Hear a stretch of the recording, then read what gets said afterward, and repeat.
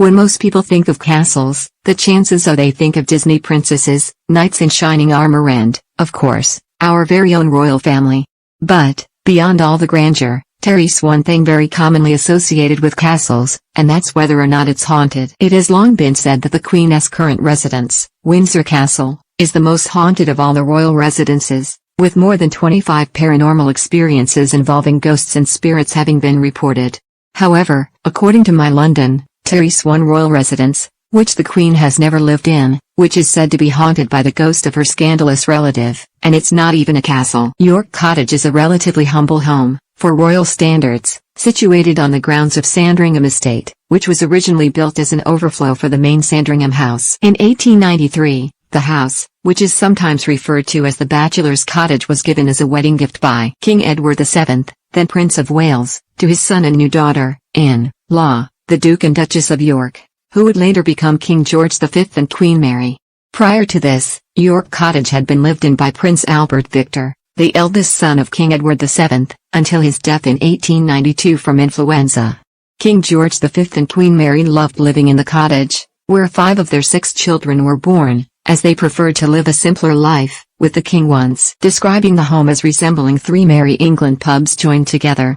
These days, York Cottage is used as the estate office for Sandringham while also providing accommodation for employees. But, while no current royals live in the property, it has been claimed that one royal stayed behind.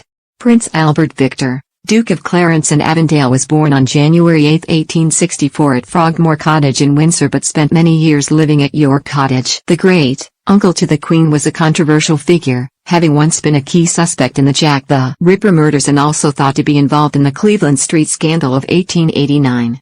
There were 2 completely unfounded theories behind claims he was the Whitechapel killer, with one suggesting Albert had contracted syphilis from a prostitute in the West Indies which made him go on a murderous, vengeful rampage as the disease spread to his brain, turning him mad. The second theory suggests the prince fell in love, had a child with and secretly married a Catholic girl in Whitechapel, but due to the undesirable match, the royal family hired agents to kill anyone with knowledge of the secret marriage and child.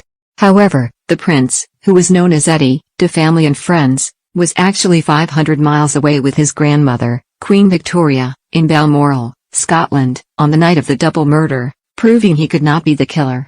In 1891, Albert proposed to Princess Victoria Mary of Teck, who would later become Queen Mary, and they planned their wedding for February 27, 1892. However, between 1889 and 1892 an influenza pandemic struck the country and the prince fell ill, eventually developing pneumonia. Less than a week after his 28th birthday, Prince Albert Victor died at Sandringham House in Norfolk, surrounded by his family and fiancée. If ghostly tales are to be believed, it is said that the prince's ghost can still be seen at York Cottage. Do you have a story to share? We want to hear all about it. Email us at yourmirror@mirror.co.uk.